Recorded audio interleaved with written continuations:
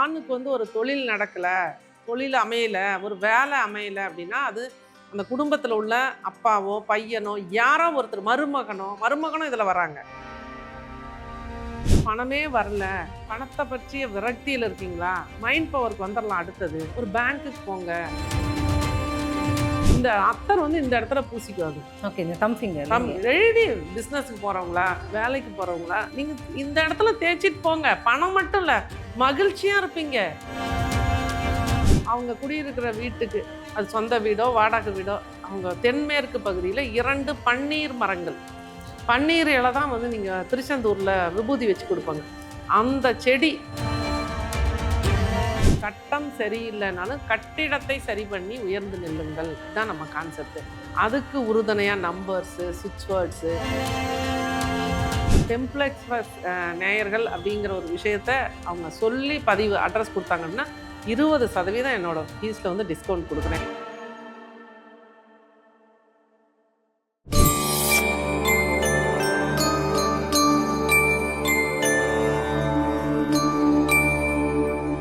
யார் வீட்டிலலாம் பிள்ளைங்க ஆணோ பெண்ணோ திருமணம் ஆகாது இருக்காங்களோ, நீங்கள் புதுக்கோட்டைக்கு நேரடியாக தான் போகணும். புதுக்கோட்டைக்கு போயிட்டு அங்கே அரைக்காசு அம்மனுக்கு அங்கே போயிட்டு அங்கே உள்ள குருக்கள்கிட்ட கேட்டிங்கன்னா தத்து கொடுக்கணும் பிள்ளைங்களை. அது 35 வயசு பையனாக இருந்தாலும் சரி, பொண்ணாக இருந்தாலும் சரி, யாராக இருந்தாலும். நீங்கள் இவ்வளோ நாள் நான் பார்த்துக்கிட்டோமா, இந்த கிரகங்களுக்கு மீறி என்னால் ஒன்றுமே என் வாழ்க்கையில் நடக்கலை, உங்ககிட்டயே தத்து கொடுத்துட்றேன்னு சொல்லி அதுக்கு ஒரு பரிகாரம்னா அது ஒரு பூஜை பண்ணிவிட்டு அவர் சொல்லுவார், இந்த குழந்தைய இன்னாரோட இந்த குழந்தைய வந்து இன்றைக்கி வந்து இந்த பிரகதாம்பாலுக்கு வந்து நாங்கள் தத்து கொடுக்குறோம் அப்படின்னு சொல்லணும். நம்மளும் சொல்லணும், குருக்கள் சொல்ல கொடுத்துட்டு வந்துடுறோம். திருமணம் செட் ஆயிரும். திருமணத்துக்கு முன்னாடி போய் திருப்பி வாங்கிட்டு வந்துடுங்க. ஏன்னா எத்தனை கொண்டு போய் எல்லாரும் தத்து கொடுத்தா அம்மா மட்டும் எவ்வளோ பேரை பார்த்துக்க முடியும்.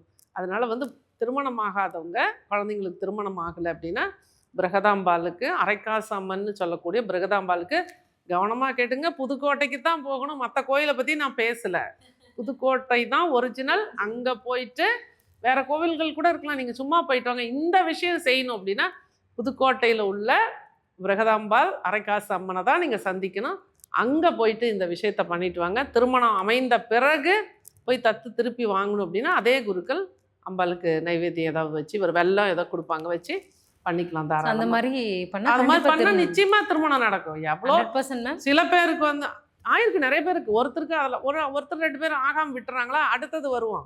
அவங்க குடியிருக்கிற வீட்டுக்கு, அது சொந்த வீடோ வாடகை வீடோ, அவங்க தென்மேற்கு பகுதியில் 2 பன்னீர் மரங்கள், பன்னீர் இலை தான் வந்து நீங்கள் திருச்செந்தூரில் விபூதி வச்சு கொடுப்பாங்க.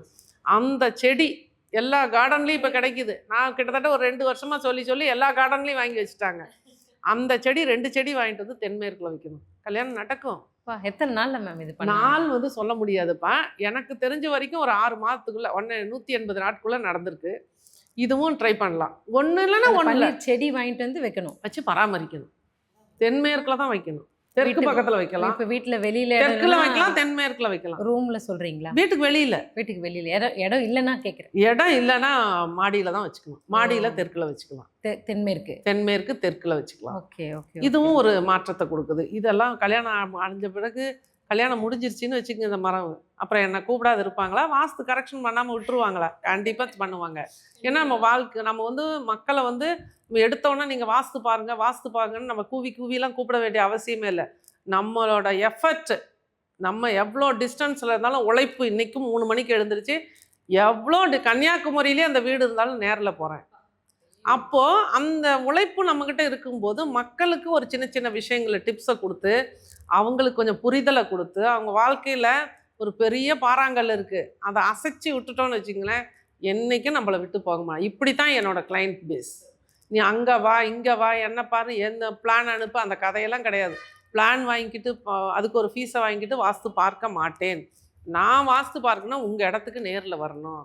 நீங்கள் அதுக்கு ஒரு கட்டணம் உண்டு. அதுக்கு எக்ஸ்ட்ரா வந்து என்னை தங்க வைக்கணும், என்னை வந்து காரில் வந்து கூட்டிகிட்டு போகணும், எனக்கு சாப்பாடு வாங்கி கொடுக்கணும், எதுவும் கிடையாது. தண்ணி கூட குடிக்க மாட்டேன் எந்த வீட்லேயுமே. இறைவன் அருளால் அந்த மாதிரி நம்ம ஒரு கட்டுப்பாட்டோட மக்கள் நல்லா இருக்கணும் அப்படிங்கிற நல்ல எண்ணத்தோடு போகிறதுனால நல்ல ஒரு ஃபீட்பேக் அப்படிங்கிறது கிடச்சிட்டு. கண்டிப்பாக. இப்போ இவ்வளோ சொல்கிறீங்க, நம்ம ஒரே ரெக்வஸ்ட், இப்போ டெம்பிள் எக்ஸ்பிரஸ் நேயர்களுக்காக ஏதாச்சும் டிஸ்கவுண்ட் இருக்குங்களா? நிச்சயமாக. நம்ம அதாவது அப்பாயின்மெண்ட் புக் பண்ணும்போது டெம்பிள் எக்ஸ்பிரஸ் நேயர்கள் அப்படிங்கிற ஒரு விஷயத்த அவங்க சொல்லி பதிவு அட்ரஸ் கொடுத்தாங்கன்னா 20% என்னோட ஃபீஸில் வந்து டிஸ்கவுண்ட் கொடுக்குறேன். ஏன்னா இது வந்து என்னோட விஷயம் வந்து ஏழை எளிய மக்களுக்கும் ரீச் ஆகணும் அப்படிங்கிற நல்ல எண்ணத்தில் நிச்சயமாக அந்த இடத்துல அவங்களுக்கு வந்து நல்ல ஒரு மாற்றம் கிடைக்கும். ஏன்னா வாஸ்து அப்படிங்கிறது என்னோட பேஷன். நான் வந்து ஒரு இறைவன் அருளால் பிரபஞ்சத்தோட ஆசீர்வாதத்தோட நான் போய் இன்னைக்கு இந்த ஃபீஸை வாங்கிட்டு வந்தால் தான் எங்கள் வீட்டில் அடுப்பு எரியுங்கிற அளவில் இல்லை. இறைவன் நல்ல வசதி வாய்ப்புகளோட, நல்ல பிள்ளைங்களோட, நல்ல கல்வியோட, நல்ல கணவரோட என்னை ஆசீர்வாதம் பண்ணியிருக்கு. அப்போ இந்த இடத்துல வந்து நான் இயற்கைக்கு, இந்த பிரபஞ்சத்துக்கு, இந்த மக்களுக்கு ஏதாவது செய்யணும் அப்படிங்கிற நல்ல எண்ணத்தில் தான் இதை செய்கிறேங்கம்மா. நிச்சயமாக நம்மளோட கிளைண்ட்ஸுக்கு ஒரு ஆஃபர் கொடுத்துருக்கேன். இது எப்பவுமே தொடரும். இன்னைக்கு மட்டும் கிடையாது, என்னைக்கும் தொடரும். நம்ம அப்பப்போ நம்ம ஞாபகப்படுத்தலாம் மக்கள். கண்டிப்பாங்க. Thank you so much ma'am. Temple express நேயர்களுக்காக இந்த மாதிரி ஒரு ஆஃபரை கொடுத்ததுக்கு. அண்ட் இப்போ நிறைய பேர் பார்க்குறாங்க, நம்மளது வந்து ரிலீஜியஸ்க்கு அப்பார்ட் ஃப்ரம் த நிறைய ரிலீஜியஸ் வந்து இப்போ ஹிந்து, கிறிஸ்டின், முஸ்லீம்ஸ் இல்லாமல் வாஸ்து அப்படின்னாலே ஹிந்துக்கு மட்டும்தான் அப்படின்ற ஒரு மைண்ட் செட் இருக்குது எல்லாருக்குமே. அதெல்லாமே நம்ம நிறைய விஷயங்களை உடைக்கிற மாதிரி இப்போ அவங்களுக்கும் மற்ற வேற்று மதத்தினர்களுக்கும் அவங்களும் வாழ்க்கையில் வந்து இழப்பில்லா வெற்றி பெறணும் அப்படின்னா வந்துட்டு அவங்க என்ன பண்ணணும் மேம்? ஒரு சின்ன விஷயமா இருக்கட்டும், அவங்களோட லைஃப்பில் அடுத்த ஸ்டெப் போகணும், தொழில் ரீதியாகவும் பண ரீதியாகவும், அந்த மாதிரி விஷயங்களுக்கு நீங்கள் ஏதாச்சும். வாஸ்து அப்படிங்கிறது தெய்வம் கிடையாதுங்கம்மா, இது ஒரு சயின்ஸு. அதனால எனக்கு கிளைண்ட்ஸே பார்த்தீங்கன்னா நிறைய பேர் முஸ்லீம்ஸு. அப்படிங்களா? ஆமாம், எல்லாரும் அவங்க நம்புகிறாங்க இது ஒரு சயின்ஸு. ஏன்னா நம்ம என்ன சொல்கிறோம், ஒரு வீட்டில் வருமானம் இல்லை, ஒரு ஆணுக்கு வருமானம் இல்லை, ஆணோட மனநிலை சரியில்லை, ஆணுக்கு வந்து ஒரு தொழில் நடக்கலை, தொழில் அமையலை, ஒரு வேலை அமையலை அப்படின்னா அது அந்த குடும்பத்தில் உள்ள அப்பாவோ பையனோ யாரோ ஒருத்தர், மருமகனோ இதில் வராங்க.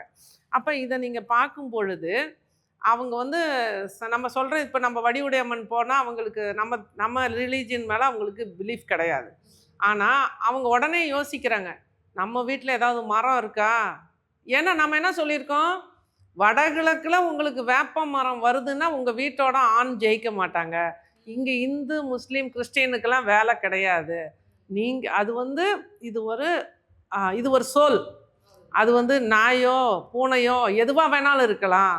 அப்போது இந்த இடத்துல நம்ம வந்து ஒரு மாற்றத்தை கொடுக்கணும் அப்படின்னா நம்ம வீட்டை சுற்றி மரம், செடி, கொடிகள் என்ன இருக்குது, எந்த திசையில் இருக்குது. இன்னும் 2 வருஷத்துக்கு முன்னாடி வேற ஒரு புகழ்பெற்ற பிராண்டட் யூடியூப் சேனலில் பிச்சு உதறின ஒரு விஷயம் என்னென்னா, மணி பிளான்ட் வச்சிங்கன்னா மணி வராது, ஆனால் வீட்டுக்குள்ள கணவன் மனைவி 2 பேர்த்துக்கும் வாக்குவாதம், பிரிவினைகள் நிறைய பேர் அதை வளர்த்துட்டு இருக்காங்க. அதை நீங்கள் எடுத்து கொஞ்சம் நீங்கள் இன்றைக்கே நான் சொல்கிறத நம்ப வேண்டாம்.